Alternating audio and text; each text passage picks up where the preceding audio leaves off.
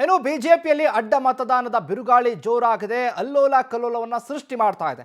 ಮೇಲ್ಮನೆ ಫಲಿತಾಂಶ ಬಂದರೂ ಕೂಡ 5 ದಿನ ಕಳೆದರೂ ಇನ್ನು ಸತ್ಯ ಏನು ಅಂತ ಬಯಲಾಗಿಲ್ಲ.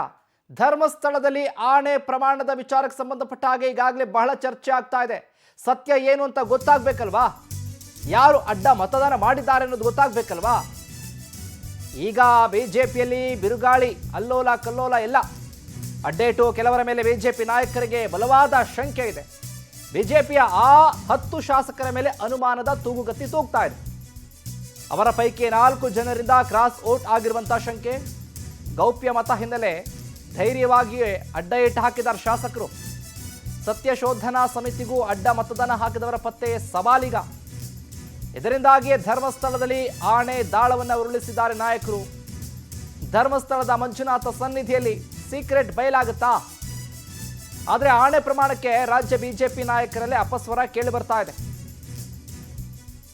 ಬಿಜೆಪಿಯಲ್ಲಿ ಅಡ್ಡ ಮತದಾನದ ಬಿರುಗಾಳಿ ಅಲ್ಲೋಲ ಕಲ್ಲೋಲವನ್ನು ಸೃಷ್ಟಿ ಮಾಡ್ತಾ ಇದೆ. ಯಾರು ಕೇಳಿದ್ರು ನಾನು ಯಾವುದೇ ಕಾರಣಕ್ಕೂ ಪಕ್ಷ ತಾಯಿದ್ದ ಹಾಗೆ ನಾನು ದ್ರೋಹ ಮಾಡ್ತೀನಾ? ಸಾಧ್ಯವೇ ಇಲ್ಲ. ಪಕ್ಷದ ತತ್ವ ಸಿದ್ಧಾಂತವನ್ನು ಮೈಗೂಡಿಸ್ಕೊಂಡು ಬಿಟ್ಟಿದ್ದೀನಿ. ನಾನು ಯಾವುದೇ ಕಾರಣಕ್ಕೂ ಅಡ್ಡ ಮತದಾನವನ್ನು ಮಾಡಿಲ್ಲ ಅಂತ ಪ್ರತಿಯೊಬ್ಬ ಶಾಸಕರು ಈಗ ಪುನರುಚ್ಚಾರವನ್ನು ಮಾಡ್ತಾ ಇದ್ದಾರೆ. ಆದರೆ ಅಡ್ಡ ಮತದಾನವನ್ನು ಮಾಡಿದ್ದಾದ್ರೂ ಯಾರು ಹಾಗಾದರೆ? ಇದು ಪ್ರಶ್ನೆ ಆಗಿದೆ. ಅಡ್ಡ ಮತದಾನ ಮಾಡಿದವರ ಹುಡುಕಾಟವನ್ನು ಮಾಡೋದಕ್ಕೀಗ ಸವಾಲಾಗಿರುವಂಥ ಪ್ರಶ್ನೆ. ಶಾಸಕರಿಗೂ ಕೂಡ ಗೊತ್ತಿದೆ ಇದು ಗೌಪ್ಯ ಮತದಾನ, ಹಾಗಾಗಿ ಯಾರಿಗೂ ಗೊತ್ತಾಗೋದೇ ಇಲ್ಲ. ಅನುಮಾನ ಪಟ್ಟರೆ ನನ್ನನ್ನೇ ಹೆಂಗೆ ಹೇಳ್ತಾರೆ ಸಾಧ್ಯ ಆಗುತ್ತೆ? ಹಾಗಾಗಿ ಧರ್ಮಸ್ಥಳಕ್ಕೆ ಹೋಗೋಣ, ಅಲ್ಲೇ ಶಾಸಕಾಂಗ ಸಭೆ ಮಾಡೋಣ, ಅಲ್ಲಿ ಎಲ್ಲರೂ ಕೂಡ ನೇರವಾಗಿ ಧರ್ಮಸ್ಥಳದ ಮಂಜುನಾಥನ ಸನ್ನಿಧಿಯಲ್ಲಿ ಆಣೆ ಪ್ರಮಾಣವನ್ನು ಮಾಡಿ ನಾವು ಅಡ್ಡ ಮತದಾನ ಮಾಡಿಲ್ಲ ಅಂತ ಅನ್ನುವಂಥ ವಿಚಾರ ಚರ್ಚೆ ಆಗ್ತಾ ಇದೆ.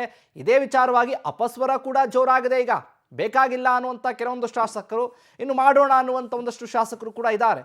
ಈಗ ಬಿಜೆಪಿಯಲ್ಲಿ ಈ ಬಿರುಗಾಳಿ ಅಲ್ಲೋಲ ಕಲ್ಲೋಲವನ್ನು ಸೃಷ್ಟಿ ಮಾಡ್ತಾ ಇದೆ.